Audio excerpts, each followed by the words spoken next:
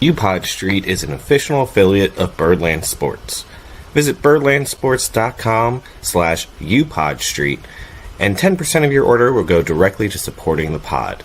Use code UPodStreet at checkout, and you'll get 10% taken off your order. Now sit back, relax, and keep that beer cold, because it's on to UPod Street.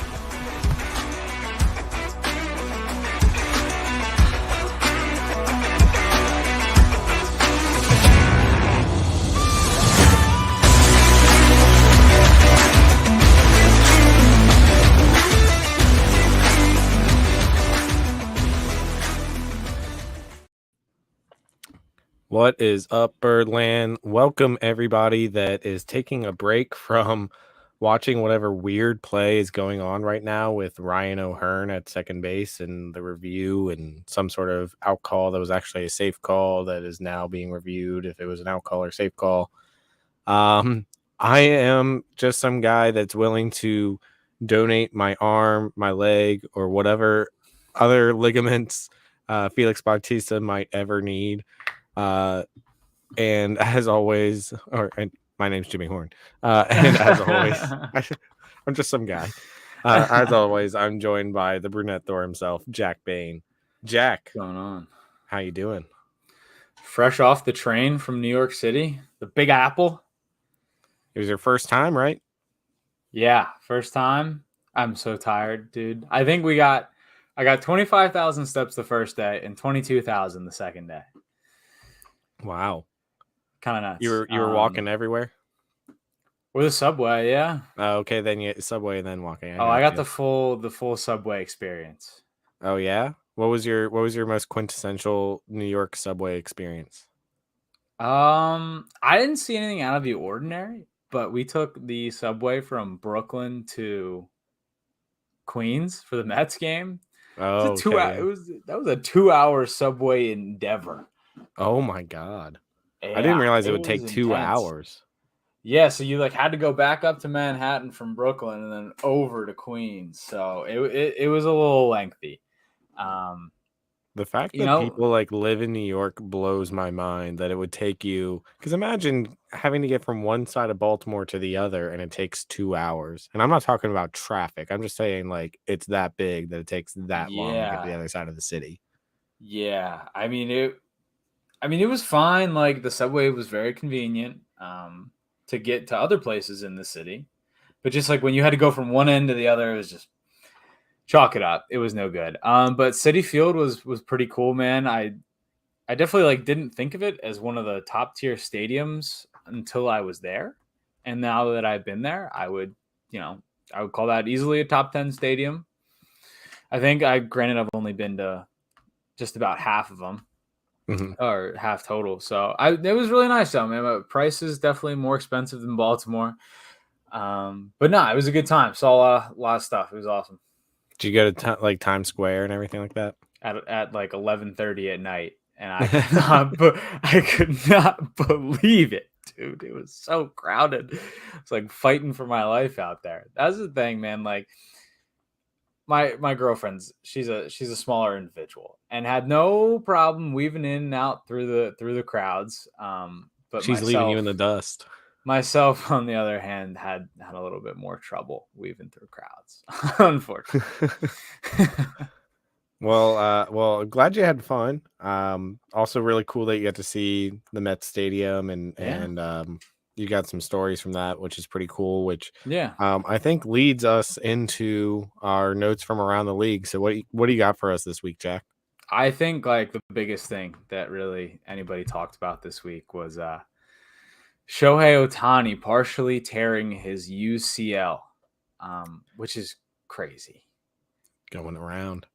It's going around. It's like COVID. It's going around. It's going around. I thought it was interesting with this. So first of all, it happens, and I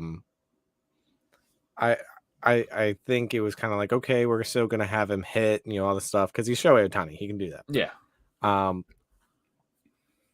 What did you think about the Angels coming out and saying that he had early signs of a UCL injury about a month ago? they had offered to take him in for some tests to see what it was precautionary wise, and they said that Shohei and his agent refused the tests. I didn't hear this. Yeah, apparently he had some tingling in his fingers or something, Uh-huh. which was it's apparently a It's a sign of like sign, a yeah. UCL injury.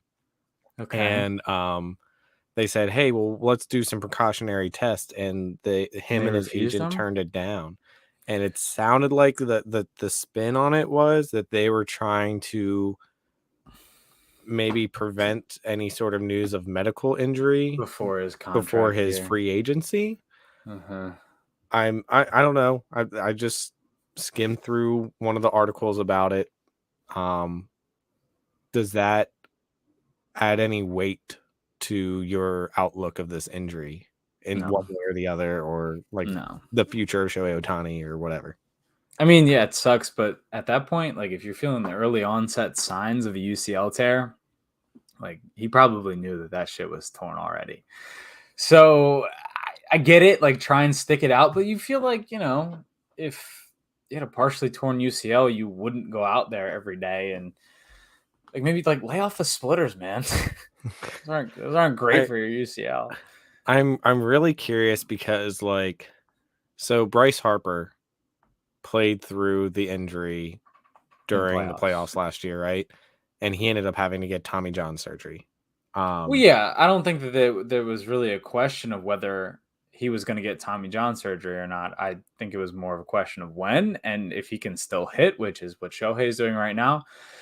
Like, obviously, yeah, I would want Bryce Harper in the lineup in the playoffs, especially. So that But the doesn't surprise difference me. is the difference is Bryce Harper doesn't pitch because Your UCL isn't immune just because you swing it. no, I'm You not. I'm know, not saying that. I'm saying so. Shohei Ohtani putting off the surgery and well, what I think will probably require Tommy John surgery. I mean, we'll see. I'm not a doctor, but most likely usually will. this type of injury requires Tommy John because he says I'll play through it and hit.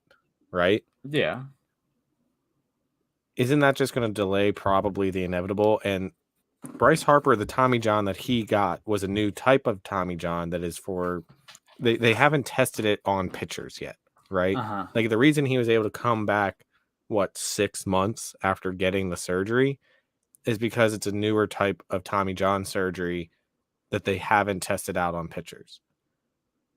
That's my Interesting. understanding of it. So Interesting. So I wonder for if his was pitchers, like you're still looking at over a year of recovery from Tommy right. John.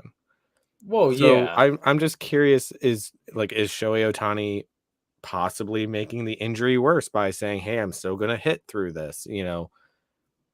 Is he going to go for a shorter Tommy John surgery and say, "I'm just a hitter now," which is going to way drive down his value as a free agent? Is he going to say, "No, I'm going to get the Tommy John surgery," which I mean, no one's going to want to sign him for a year basically because he's going to be out of the league for a year. I don't know. I'm just really curious what the degree of the injury is. Does it get worse with him still hitting? He's got a lot of personal decisions, I think, to take medically moving forward with his career. Like this couldn't have come at a worse time for Shohei Ohtani. Oh yeah, no doubt. I mean, I think it's more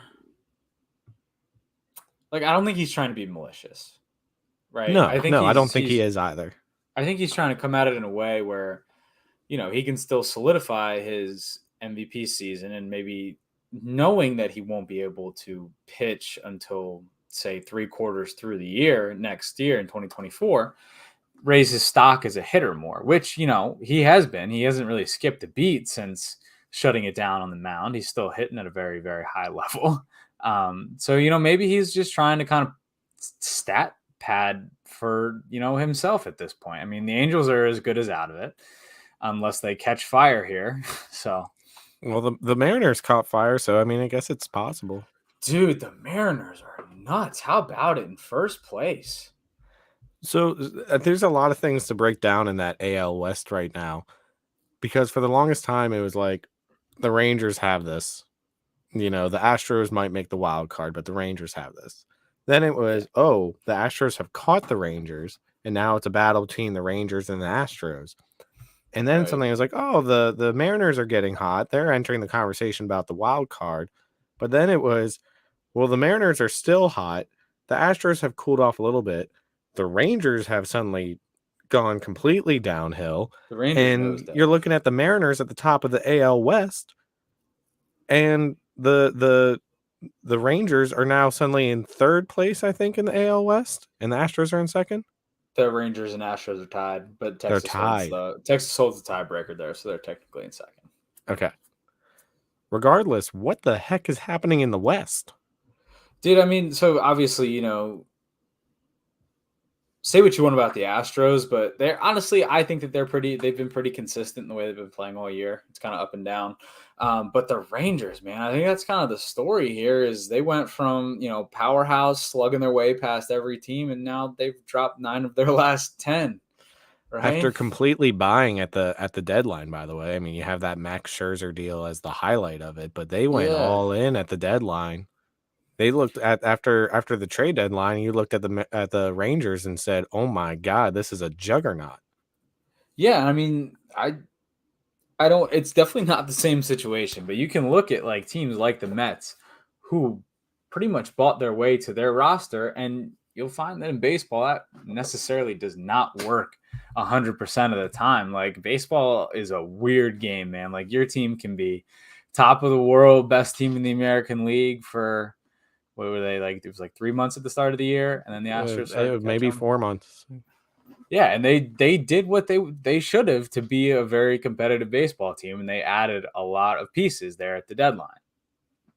You I know, think it kind of goes back to what we talked about, like what is the future of the like big baseball contracts and stuff like yeah, that. Analytics have really taken over baseball, and I mean it's kind of like an extension of Moneyball, where you're looking at stats and things like right, that. Um, but on top of that, you're also looking at like hard hit rate and things like that. Um, and I feel for people that are 100% on board with the analytics department, like Mike Elias, because it's not a sexy form of playing baseball, right? I mean, no, people are definitely, screaming at him, going, "What? Like, why aren't you making a big trade at the deadline? What do you do? Why aren't you going after a Scherzer?" Right? And I think he probably inquired about those guys, but he's looking more at these are the analytics that matter to me, and if just because this guy is a big name doesn't mean I'm going to go after him because right. this is the stat that matters to me. Yeah, I And mean, yeah, you also go ahead. think about other than or thinking about it outside of analytics, right? Like clubhouse like leaders and just clubhouse personalities in general are huge. Like, I mean, think about the team that's playing across from the Orioles tonight. The White Sox on paper, like looked really good to start the year, and same thing with last year. Hmm. And last year, that was kind of like blamed on Tony La Russa, but this year, what's the excuse? You sold at the deadline. I mean, you made moves that help the organization moving forward, but there's no direction in that clubhouse, and that's a big reason of why they have been so bad. Yeah, I mean, yeah, there's a lot to unpack there with the Yeah, White Sox, I think. yeah, Um, we might need another entire show to just dive into what the heck happened to the White mm-hmm. Sox in the past 2 years. One of my really good friends is the White Sox fan, and he and I took him and his girlfriend and we went out to the White Sox game last year when the Orioles were down to their last out and Kyle Stowers hit a game tying home run. Um, and he said to me after that, he said that is the game that broke me as a White Sox fan, where I was a believer and thought that they might be able to go on a run. He said, not after that game. And I think after that game, they went on like a 10-game losing streak and stuff like Yeah, that. And then this year, they just never had it. Um, so, yeah. It sucks so because, like, it's just this is a interesting. playoff team from 2021, right? Yeah, Like a contender to win the American League. right. It's So wild, the downfall of the White Sox. yeah, Um, but what about the National League side, Jack? What we got going on the National League side? dude. So I've never been one to root for the Nationals but the way that they're playing baseball right now is getting me fired up. How CJ about this? Abrams. They're tied with the Padres in Yeah. their record right now. Yeah. I mean, a playoff spot would take a lot for them to get to. I mean, just their roster is not built for a playoff spot, and they're looking up at a lot of teams right now. They're not going to get a Eight playoff spot. 8 games out, we'll see. I'm just kidding. They have a bigger chance than some. They have a bigger chance than the White Sox. Yeah, it's not a zero chance, right? They're still not out. So you're telling No, me there's a chance. but they're kind of like if the Orioles last year started their run in July rather than in May when Adley got called up. Like Right. their core is so young and so exciting. It's kind of spearheaded by CJ Abrams right now and Joey Meneses, and Lane Thomas isn't really young, but he's a part of that core. And just the way that they're playing right now is electrifying. They're knocking off all sorts of like contending teams right now. They're not going down without a fight, that's for sure. And I think, don't like the Nats that much, but the future is bright in DC for right now. Meanwhile, the Padres, you're tied with a rebuilding Nationals team when you were much like the Nets supposed to be this powerhouse. You bought all off season. You built up, a lineup that has Juan Soto, Manny Machado, Fernando Tatis Jr. Like, you built up what everyone thought preseason was going to be a juggernaut. And they're so frustrated. Did you see the video yesterday of Manny Machado in the dugout slamming his bat against all the Gatorade coolers and stuff because he was so mad? Kind of summed it up for what it's been like to be the Padres this year. Yeah, for sure.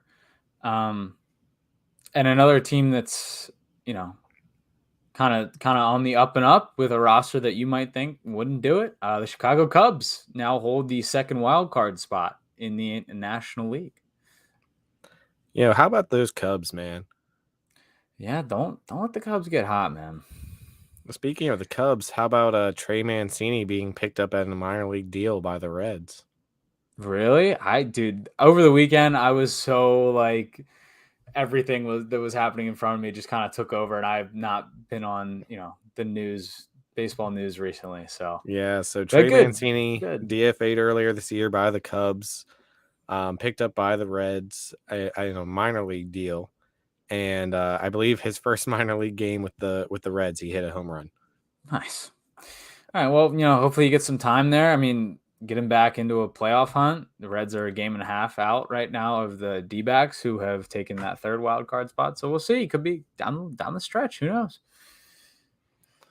Certainly a lot of interesting stuff to go into it. The Braves are still dominating the National League. That's not even news at this point. It just is. It just is what exists. Yeah, no doubt. Best record in baseball at 85-45.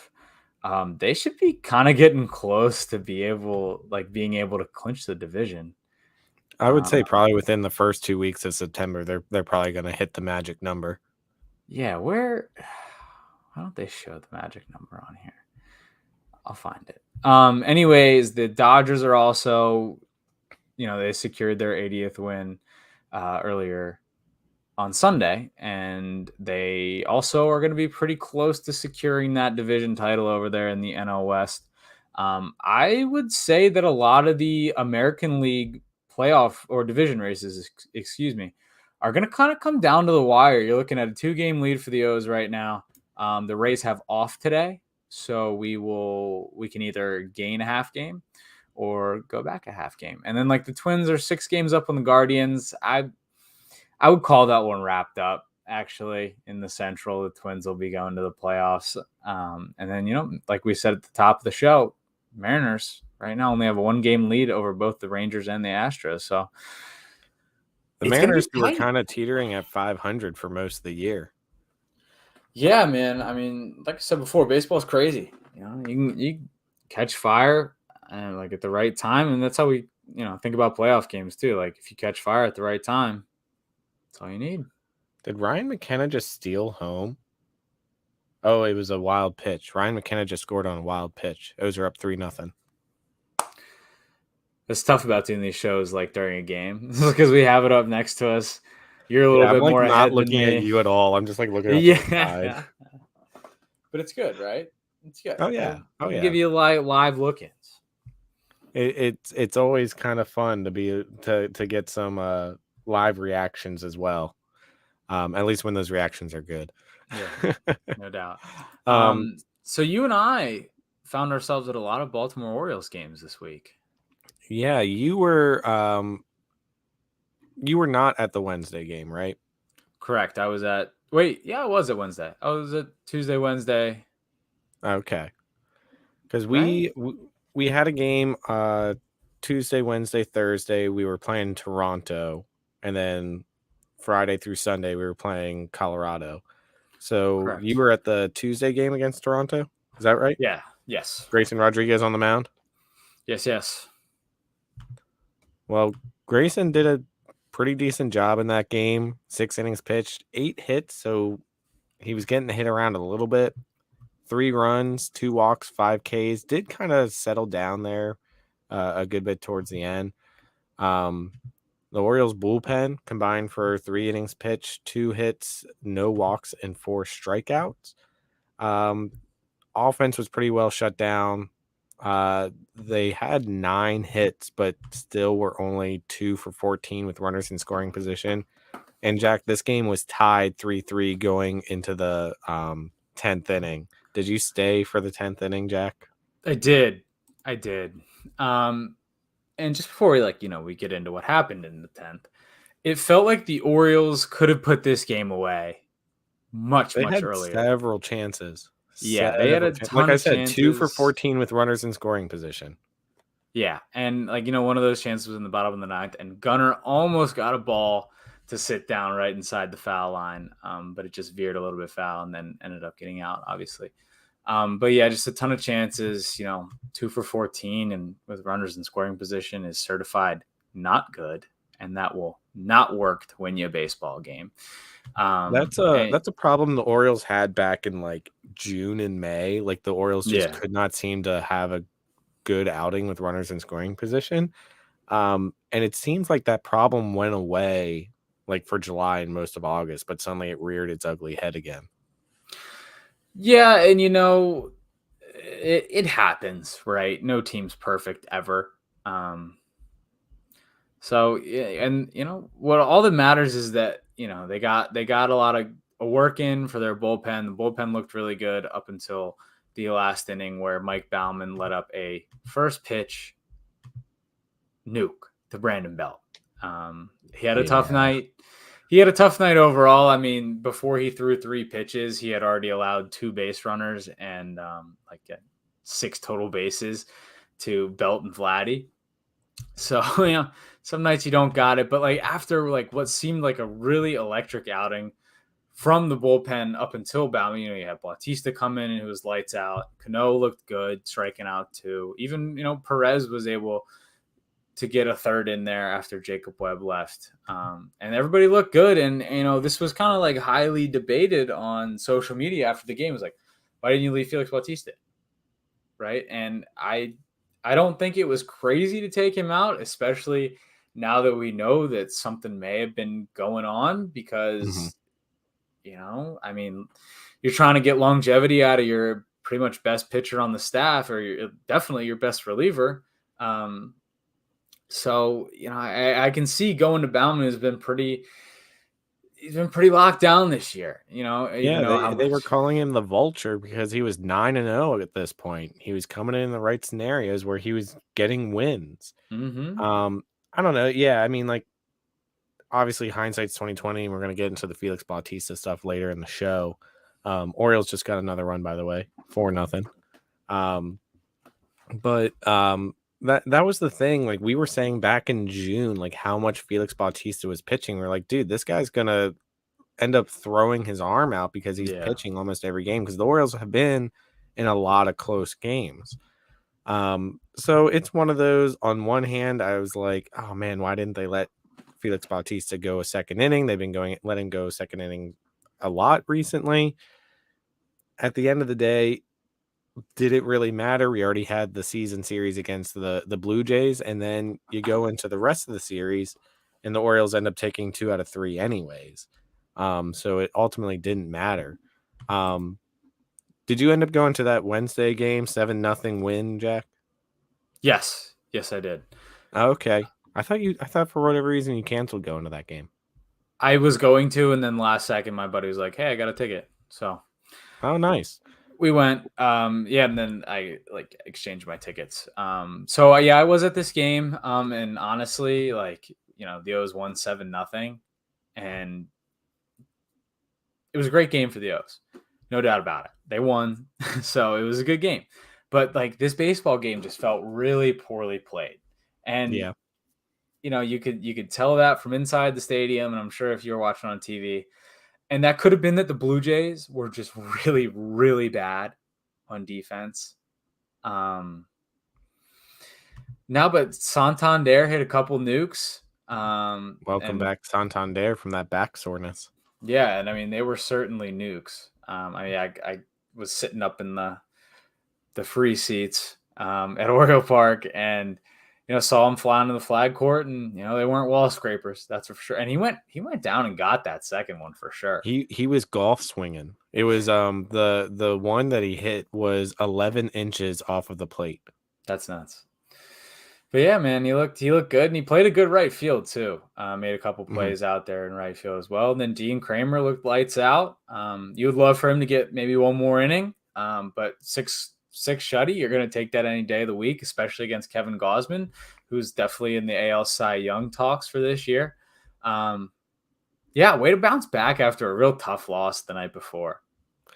What did you think about? Because pre-game, there's the news broke that Jack Flaherty was getting scratched, and therefore Dean Kremer was going to get the outing.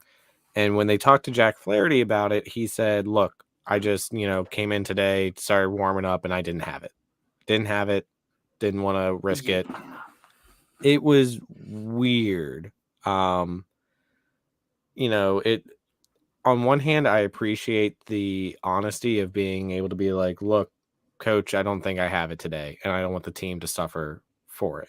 Yeah, it's a pro And move. and and when you have a 6-man rotation, like what the Orioles are putting out there right now, you can afford to do that, because then it's just like, Hmm. oh, everybody's on their normal 5-game rest. Yeah. I don't think I've ever seen that before.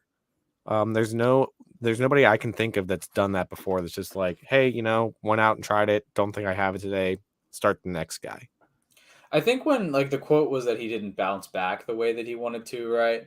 Yeah, that's the After way he phrased it. I Yeah, didn't bounce so back. that could have been a form of just like not having enough rest and not feeling fresh to like your full ability. So it could have been that he just didn't feel good, or his arm was still tired, maybe a little sore. Hmm. Um but yeah, definitely a pro move to, not try to fight through it on this new team that you just got traded to, and let another guy who was feeling, good off of 4 or 5 days rest. I can't remember if it was 5 or 4 at the time, but yeah, he went out and pitched just fine, pitched better than fine. Yeah, So, yeah. I mean, a great Dean Kremer outing. Who just keeps, by the way, Dean Kremer just keeps getting better and better. mhm, I'm yeah, I really would agree enjoying with Dean you. Kremer down the stretch. Yeah, I mean, on paper, the 12-5 with the 4.31 doesn't look great, but I feel like that's just because of a couple blow up starts that's inflated the old ERA. Because I feel like almost twice a month he's having a start like this, where it's 5 or 6 shutout and gets the Orioles to a spot that they can win with the bullpen. And he doesn't really seem like he's getting blown up very often. I think he's had like 2 or 3 blow ups this year, but Yeah, he's constantly giving you a chance to win, even if it's not like an amazing outing. He's keeping you in it enough that your offense is still in it, and that's what I yeah, like about Dean Kremer. He's solid. yeah, for sure. And do I think that Dean's going to be able to replicate this come October? No, I don't. I hope he does, but he's We'll been, he's see. been great for the regular season, and fingers crossed that he will do that in the postseason as well. Um, Orioles went on to win this 7-0. Nice to have a low pressure win. This is the one I believe, because I think Fujinami closed this one out and just looked lights out. And as I've said, give me a low leverage Fujinami every day of the week. He looks Yeah. amazing when he's not under pressure.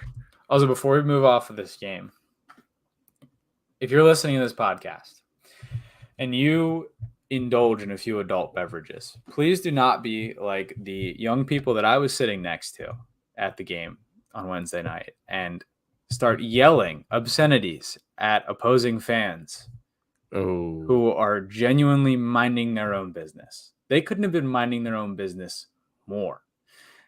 And these three guys were just letting them have it. And it was just kind of like, come on, guys.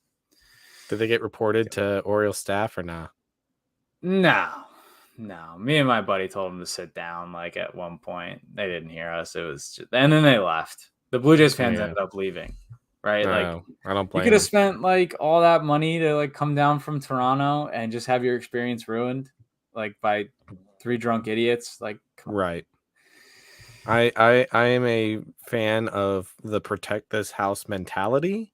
Yeah. But if they haven't started anything with you, leave them alone. Cheer for your team. Cheer for your team. Don't discourage others from cheering for their team. Yeah. Especially like, I know that Toronto has become kind of a big rivalry in recent years. Toronto fans generally, when they come and visit Camden Yards, they're not like Yankee fans, right? They're not trying to take over and being in your face and that sort of thing. They're usually just kind of minding their own business and cheering for their team. And I don't think there's anything wrong with that. So yeah, good advice, Jack. Yeah. Just like people spend good money and they don't want drunk assholes yelling in their face. So that's my 2 cents on the matter. Let's get on to Thursday. Yeah, Thursday I was at this game, Jack. Yes, sir. This was a interesting game to be at. It's weird because it didn't feel like a super exciting game. Like there wasn't constant action going on. I got a little distracted by the group of, I'm going to say young women sitting behind me because I think they're about my age.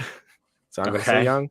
I got distracted by their conversations because they had indulged in several adult beverages and they were talking very loudly to each other. And I was hearing all sorts of things, including one woman who thought that she was spending an evening with Adley Rutschman, only to discover the next day that it was not Adley Rutschman. It was a 40-year-old man who looked like Adley Rutschman. Damn. There was a lot of distractions going on during this game. There was also, I don't know if I you know what? I have to say this one on the pod. This one needs to be said. There was a gentleman standing in front of me who had several adult beverages and at one point decided to, as the camera's trying to get people in the crowd, take off his shirt and twirl his shirt over his head, right? As people do. Of course. And, we kind of were like, oh, yeah, man, love the energy, love the energy. He then turned to us and he had a tattoo over his right nipple that said, got milk. Dude, no way. And his right nipple was pierced. His left nipple was not pierced. His right nipple underneath this tattoo was pierced. And he just looked at us, grabbed his chest, and shook his nipple at us, and then continued to turn around and shake his shirt over his head. No way. That's the thing, is this ultimately ended up being like a close game and an Orioles victory, but those two things are what I remember from this game.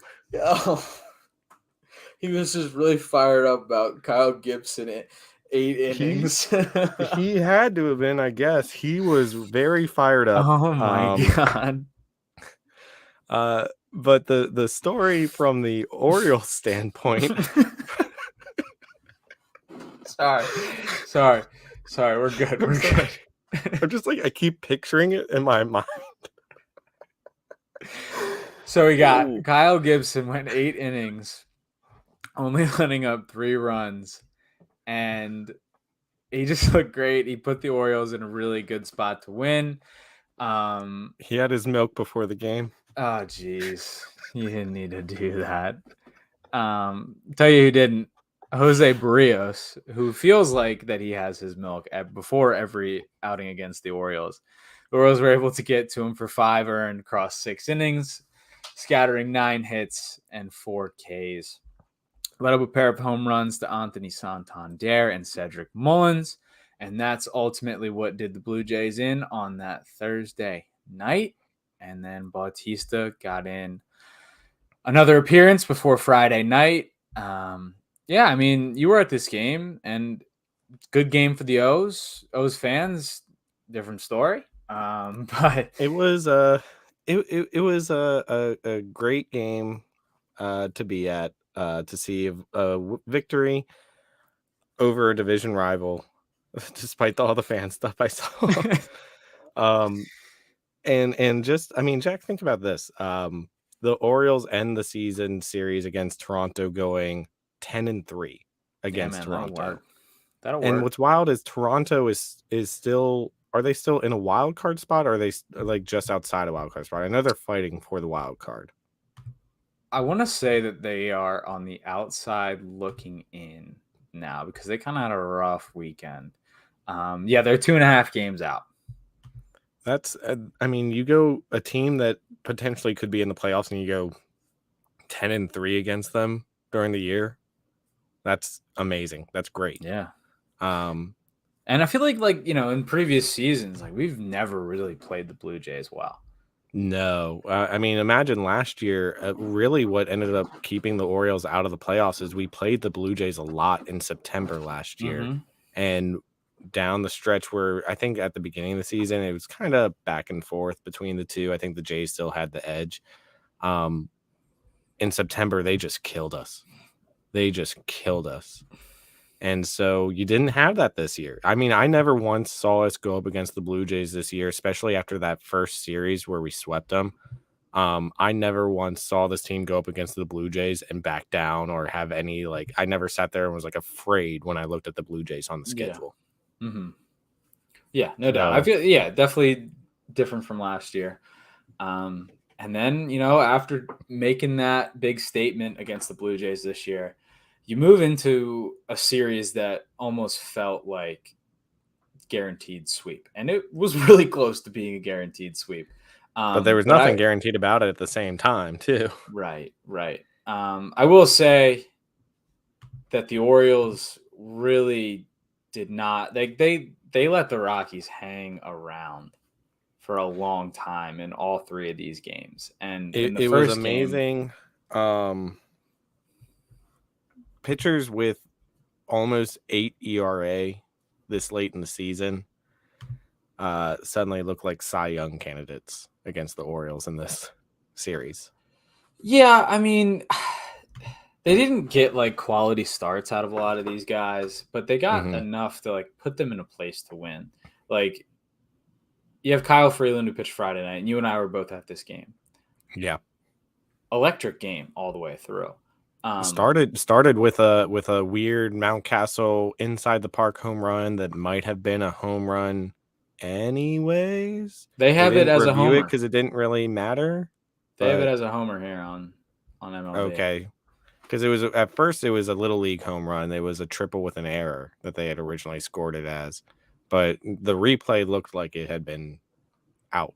So no, they have it as a home run right here. Oh, great. So, yeah, I mean, you start off with that big 2-run inning to start the game, and Cole Irvin's kind of cruising through 2, right?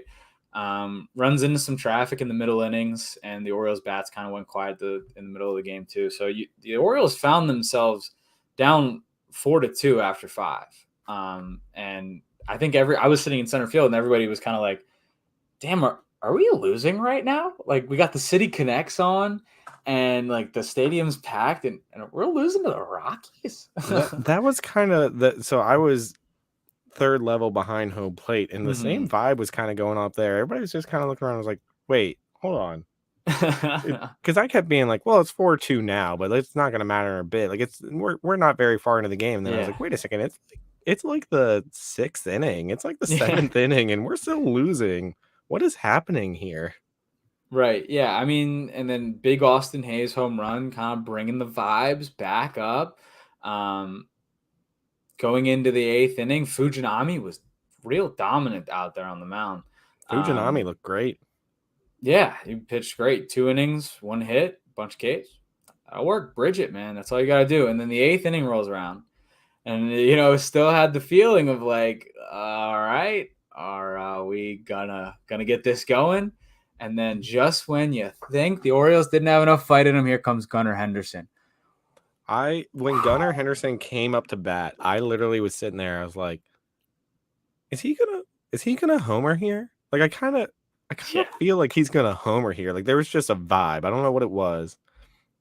And then when he hit that home run, I don't know where it was like when you were, Jack, but my section was going dude. nuts. Did People I? didn't sit down for like solid 5 minutes. Like we were going crazy after that home run. Yeah, I mean, he blew the top off the place, and like everybody went crazy. I mean, right, bottom eight, big clutch homer.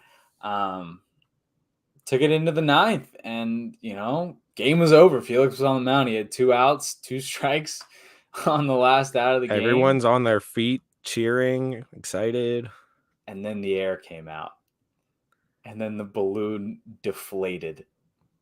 Jack, I've never in my life gone from such a feeling of euphoria to such a level of disbelief and depression in that short amount of time. Because you have this Gunnar Henderson explosive home run, like you said, blows the top off the place. You have Felix Bautista and gets the first 2 batters. The light show, man. I mean, light show, everyone's going nuts. You have everyone on their feet because it's the last strike. You're on the last strike. Everyone's on their feet. And then all of a sudden I see the trainer come out of the dugout. Well, I mean, I don't know about you, but like as soon as he threw it and kind of came off the mound in a way that wasn't really normal, like you're a closer, you're the guy, and you're kind of taking your time before that last pitch. Like I knew it off the bat, and I was like, please, no, please just have like tweaked your knee or something going down the mound. Like doesn't need to be an IL stint or anything. And he walked off, and yeah, all the talk about Shohei's UCL and like McClanahan's UCL, like your mind kind of goes right there. That he blew his arm I mean, out. that's the thing is you don't see a guy like Felix Bautista not finish a batter. Yeah. If he's hurting, he'll at least finish the batter, walk off, and say, "Hey, like my legs are sore, or I have a blister on my thumb, or whatever." Yeah. Like, so I got through that, but I might need to sit out the next couple days to take care of this. Like, you don't see him mid batter walk off the field. And at first, when like everyone was like, when James McCann, I think it was James McCann catching that night, came out to meet him, I was like, maybe there's a pitch com error, whatever. Like, what's going on? And then I saw everybody else start to come in to the meeting. I was like, what is like? There's one strike here. What is happening? And then I saw the trainer came out, and immediately I went into surrender Cobra mode. Yeah. I put my hands on the top of my head, and I was going, no. And it's interesting now that the stadium's getting more packed, Jack, that we have people that are Orioles fans, but they might not watch a lot of baseball. Yeah. So there was a lot of people around me just be like, "Oh my God, what's the delay about? What's going on?" Blah, blah. And I'm sitting there, I'm like, everyone shut up. Everyone shut up right now. Yeah. This is the worst thing imaginable. Because I knew if they were pulling him out mid at bat, that was something with his arm. Yeah, and I was then like, it was a long Danny Coulomb return party. yeah. Yeah. I mean, he came in and got the one pitch that he needed to seal the game up, and which I find it interesting that is the 10th one pitch save in team history. Well, you think about like I just don't think when I think of a one pitch save, I'm like, well, that probably doesn't happen Well, very think about often. And I'm still saying 10's not very often in the almost 70 years of Orioles history, yeah. but it's still more than I would expect it. Yeah, so I think that happens because like you have big lead, right? You send out kind of a mop up guy, and the mop Hmm. up guy doesn't really get the job done, and he lets up the runs that are needed to get a save, and then you bring another guy in for the last out that you need to get, Gets like and a it pop doesn't. up or something. Yeah. Yeah, it gets a first pitch swing like out. It's not crazy. Okay, that makes sense. That makes it seem less interesting than what I was thinking it was. Yeah. So after the game, Felix Bautista was put on the 15-day IL, and DL Hall was the retroactive move to that IL move. And yeah, not much else to say other than hopefully the very secretive UCL.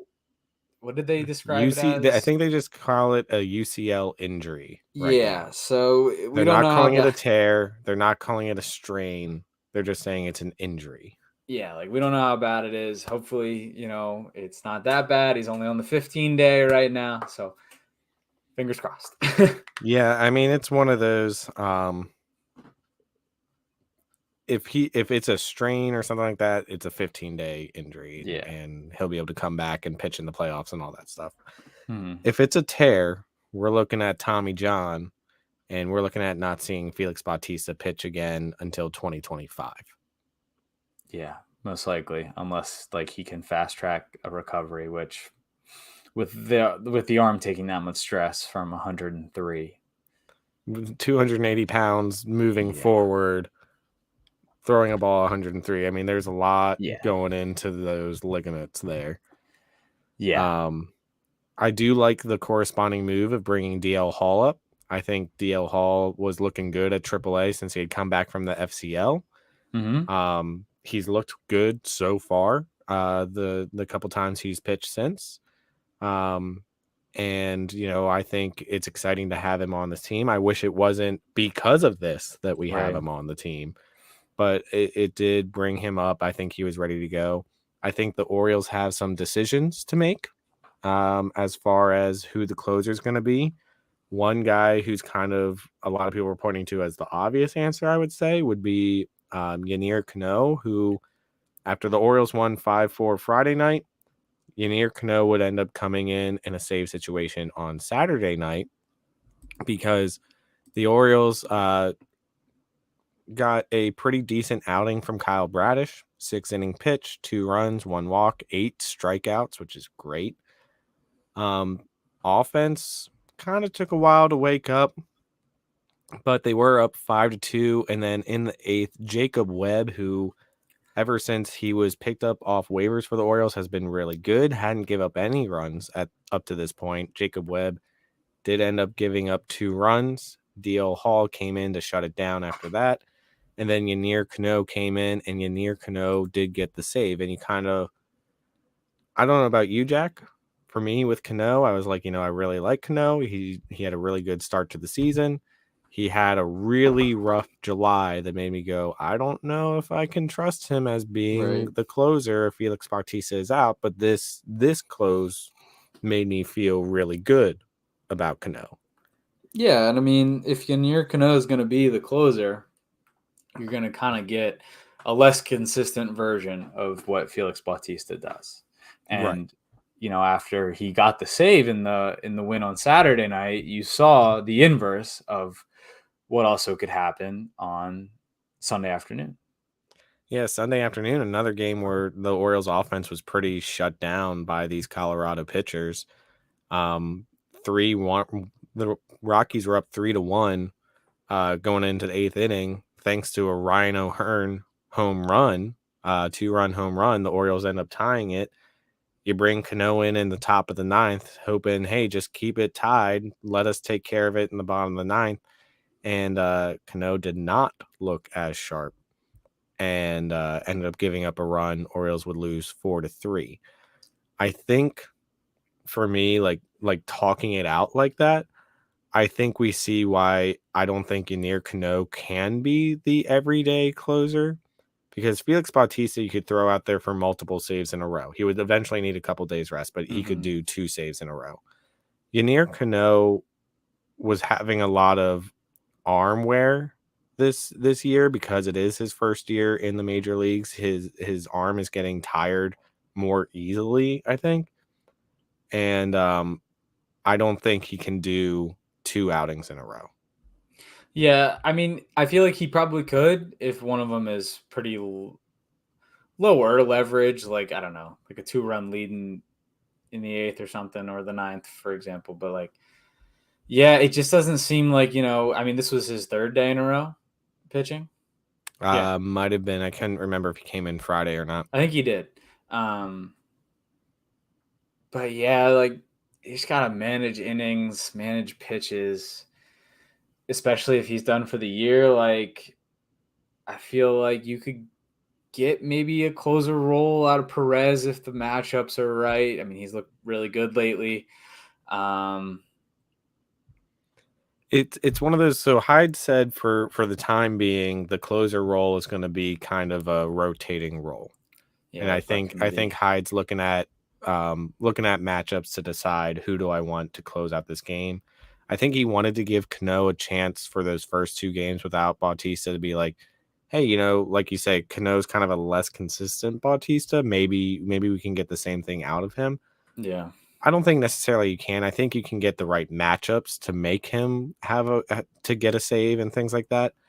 But I want more consistency, and I feel like rotating guys out based on the matchups to get the saves is probably a better strategy than just doing Cano every single time.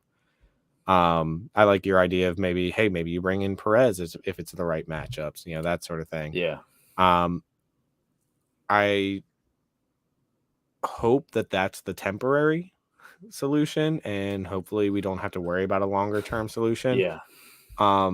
I do think the more likely, and I'm saying this to myself to like emotionally prepare myself, the most likely situation here is that Felix Bautista is done at least for the year. If not, if the earliest we might see him is spring of next year. The latest we might see him might be spring of 2025. Yeah. I think you kind of have to move forward like now thinking that Bautista's not going to be healthy for the rest of this year. Honestly, I would even chalk up 2024 at this point. Yeah, I think it's I'm curious what discussions are happening in the clubhouse as far as what we want to do with that role, because the Orioles do have options. I mean, we brought up DL Hall. I don't think DL Hall is going to be a closer. I think he has potential to be a closer, but I wouldn't take a guy coming off of pitching in the FCL for a good chunk of the year and then pitching in AAA and then suddenly be like, you're the closer. I think DL Hall has the stuff that he could be a good closer at some point, but not right now. Let's not worry about that right now. Yeah, no doubt. I think for me, the name that popped into my head of like who could we put into a closer role and I think could handle the pressure was Tyler Wells.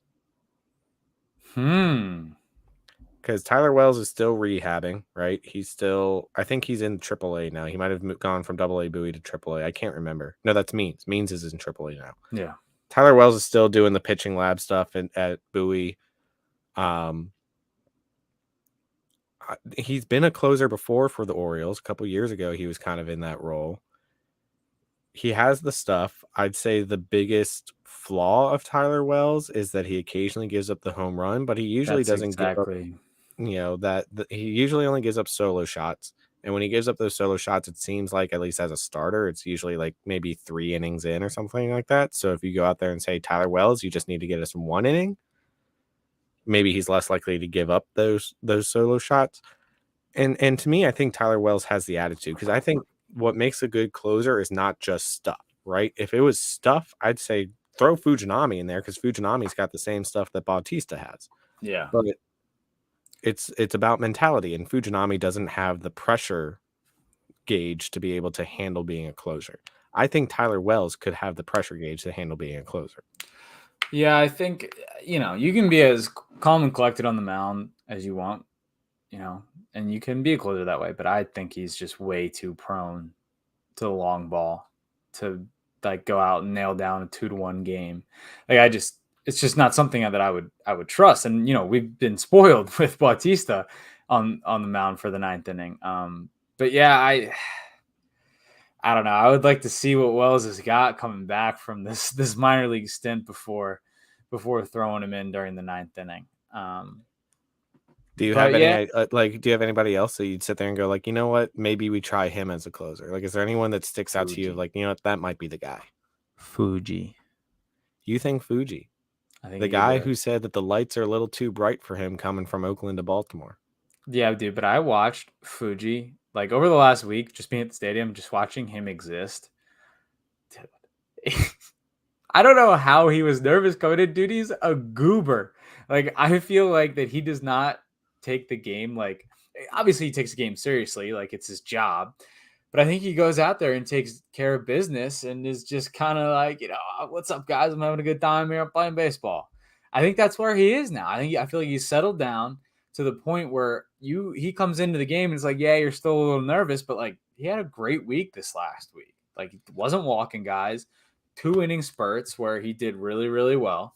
So I would give him a shot, man. I mean, he's throwing 101, 100 with the 94-mile-an-hour splitter. 102. He can hit 102.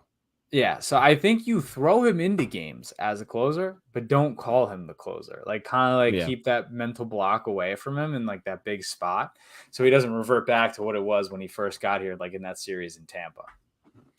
No, I like his stuff. I agree. He's had a really good week. He has had a really, really good week. I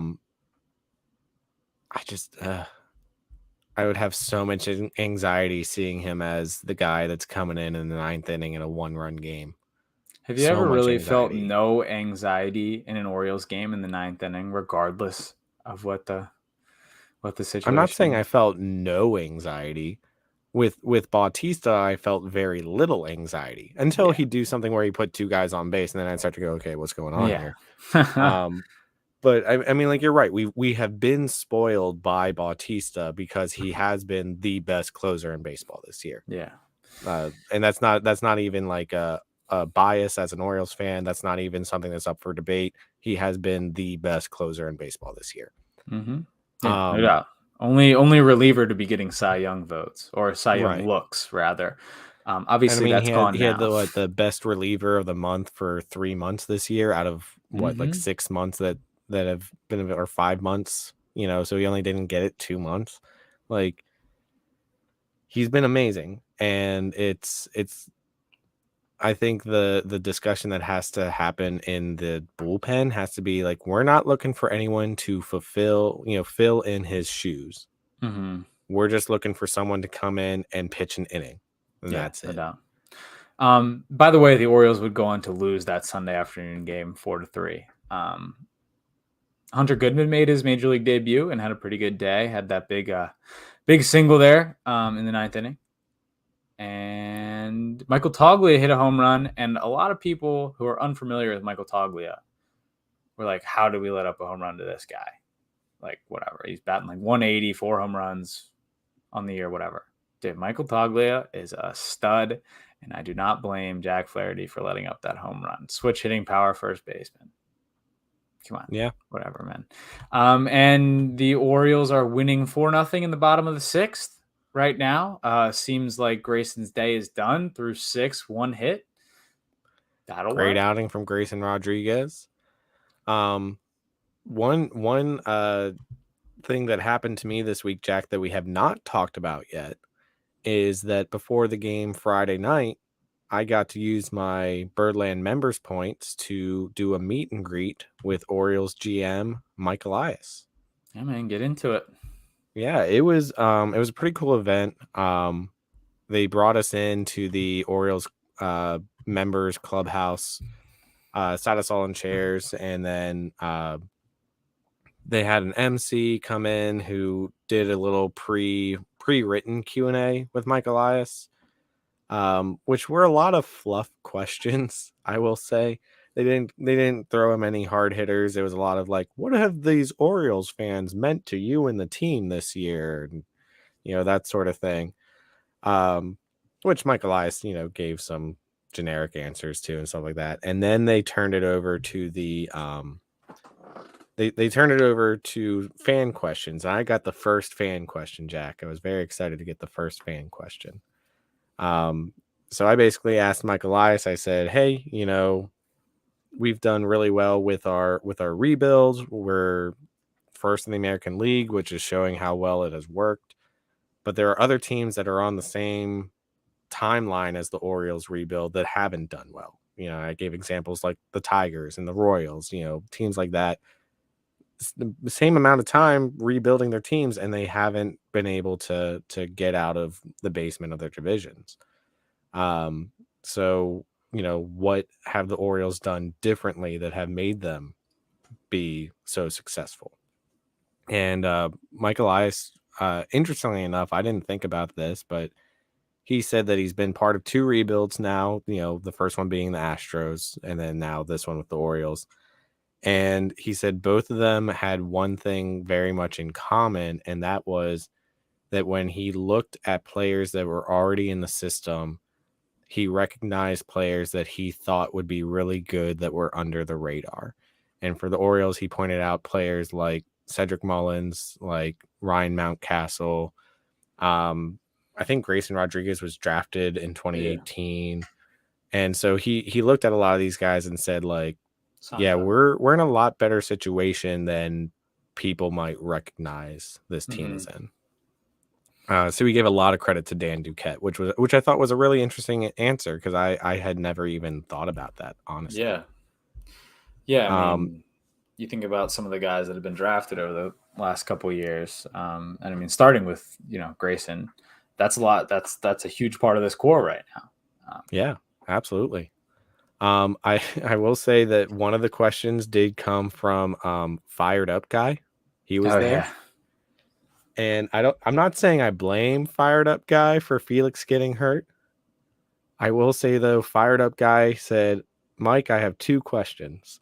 1, have you been fitted for goggles yet? And 2, can I get a spot on the victory bus during the parade? And Mike Elias's response was, well, I believe in the baseball gods, so I'm not going to answer that question and just tell you we're taking it one day at a time. Yeah. Okay. I'm not necessarily someone that believes in jinxes, Jack.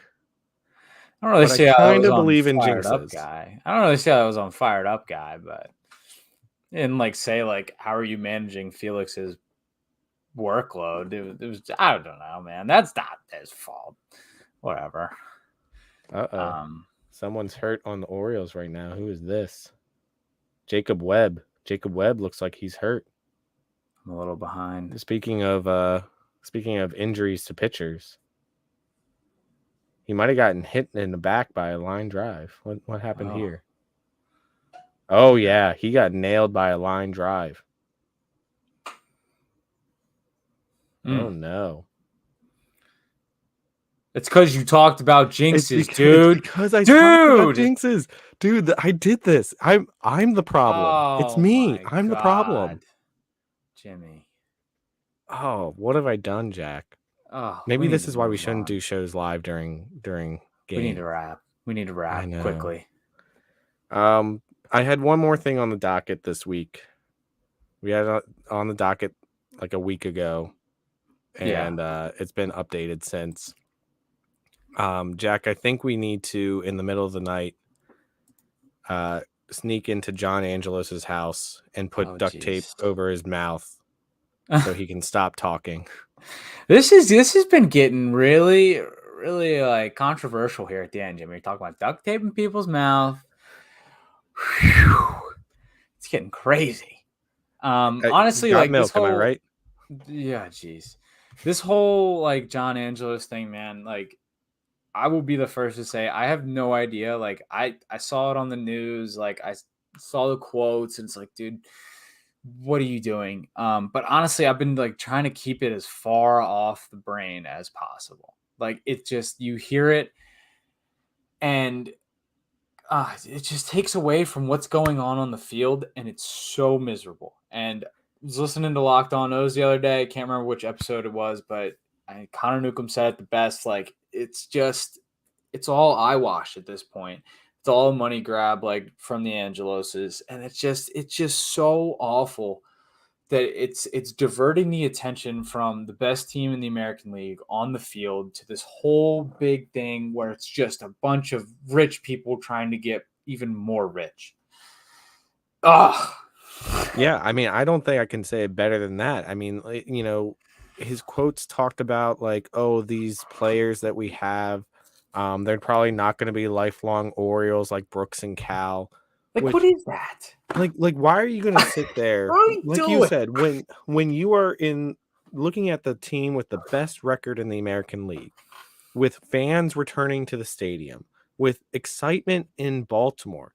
I mean, Jack, I'm walking down the street and people see I wear an Orioles shirt and they just look at me and go, "Go O's, go O's, Yeah. go O's." Like the vibes are amazing. Wednesday night, I was at bar trivia and like nobody in the bar was really paying that close attention to the trivia. You know what they were paying attention to? They were Yes. paying attention to the Orioles game because every time the Orioles scored, the entire bar erupted in cheers. That's Mm-hmm. what's going on right now. And you're gonna sit there as the Orioles are about to make the playoffs and go, yeah, don't get too comfortable with these guys on your team because we won't be able to afford them. How do you say that? What is wrong with you?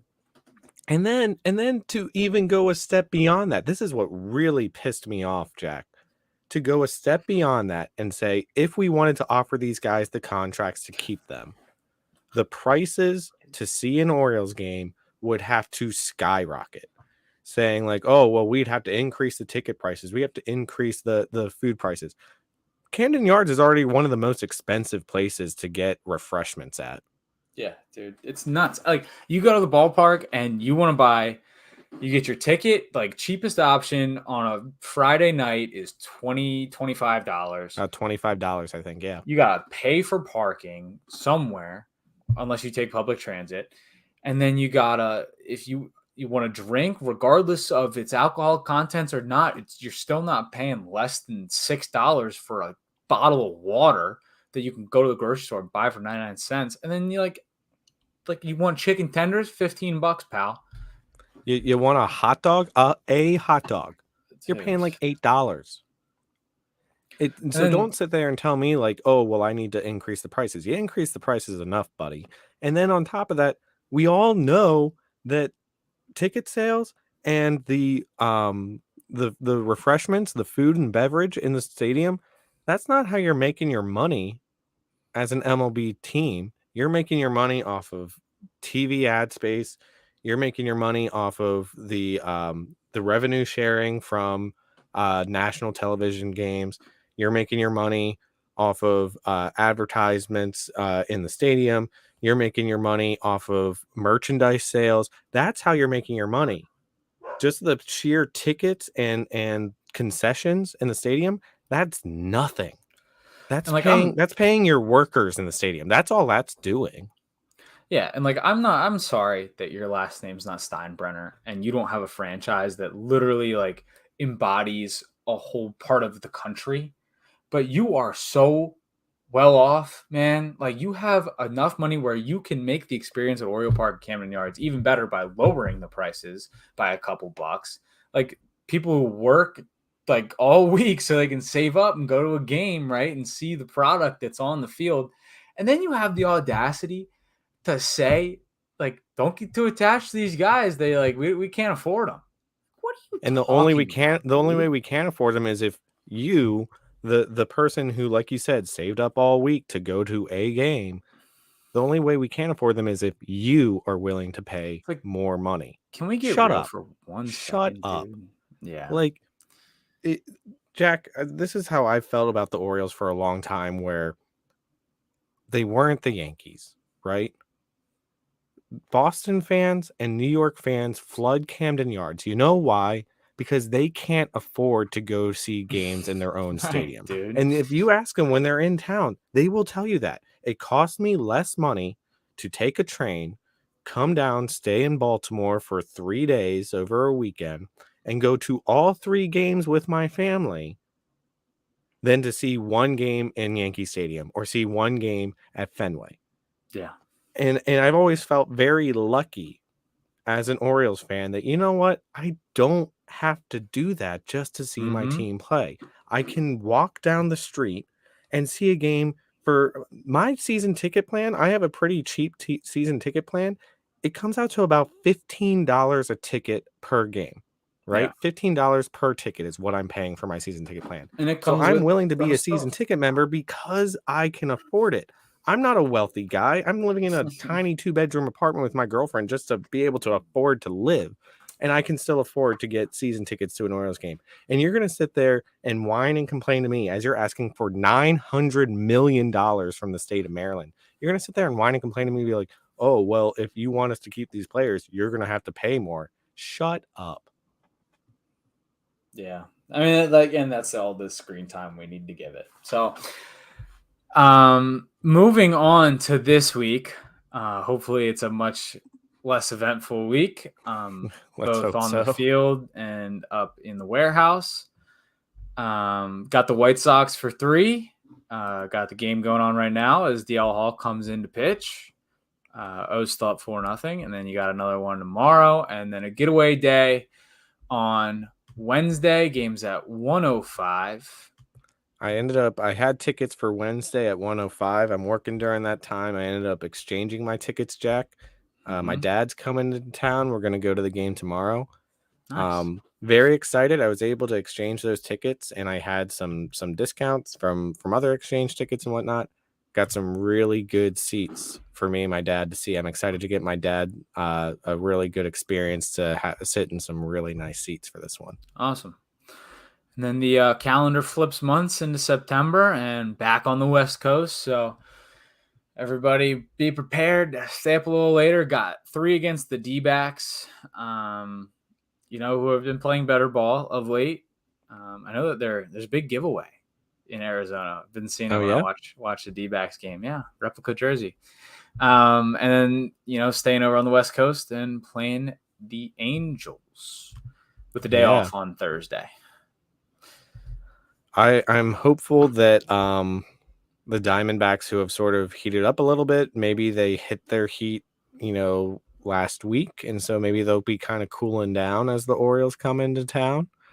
I'd like to see the Diamondbacks in the playoffs, but let's let the Orioles take care of business, and then they can Yeah. get hot again.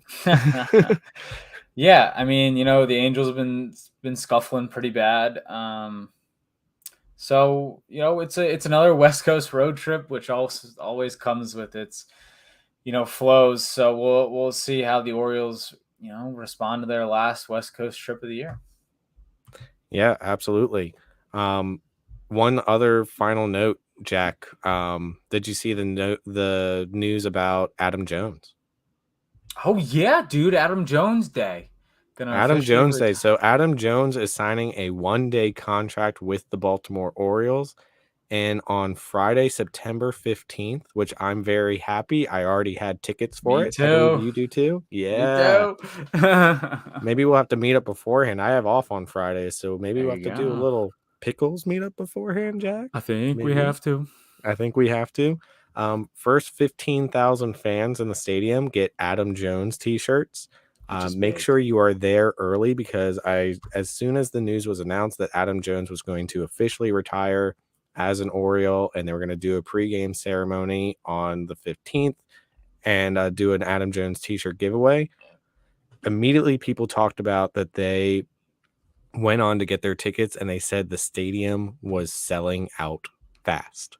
So if you Mm-hmm. want your Adam Jones t-shirt, get there early. Yeah, man. Yeah, so just like kind of looking on the ticketing website right now, it appears that the whole lower bowl pretty much is sold out, except for a few in the corners. But there's still some tickets left up top. So if you still haven't gotten your tickets to this one, probably don't want to miss this one, honestly. So And do it it's quick. coming against the Rays. Big series. Huge series. It should be a sold out series anyways, because this is probably the series that will decide the division. It won't clinch anything probably, but this could be the series that decides the division. So get out there for the yard for that one. Yep, 4-game set. And then remember, once the Orioles come back home on Monday the 11th, the game times will revert back to 6:30 during the week. Correct. Yeah, so don't forget post Labor Day. That's what the Orioles are doing. Before Memorial Day, post Labor Day, they're doing 6:30 on games that occur Monday through Thursday. 6:30 start times. For those of us, Jack, that work to 6:15, kind of sucks. Yeah, but more kids. Yeah. Kids are important. Need that money. Too. Need that revenue. You need that revenue. Whatever. Oh man. God, we got to get out of here. You got anything else, my friend? We have one more thing on the docket, and that is I have it labeled as our weekly card winner, but this one's a little special because this isn't just our weekly baseball card giveaway. This is our 1,000 follower giveaway. We finally reached 1,000 followers on Twitter, which is really exciting. So we're doing a special giveaway. Jack has put together a custom pack of Orioles cards. It's already in the envelope, ready to go. So look at that. So our contest winner is at MARCBRY. I believe that's Mark Bry 19, aka Marcus. So congratulations, Marcus. Jack will get those cards out to you soon. We'll get some information from you.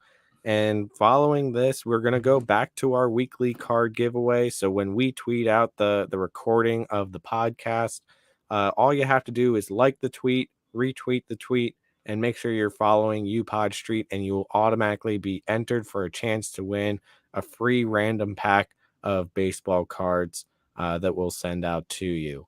So thank you, everyone, for listening. Jack, do you have any final words for the folks at home? No, man. Everybody have a good week. Thank you for listening, as always. Make sure to use that code UPodStreet on Birdland Sports for 10% off your final order. And follow us on all socials, please. You don't want to miss any of Jimmy's in-game tweets. Don't want to miss any of my in-game tweets, and don't want to miss a TikTok of me singing Blink-182. So there you go.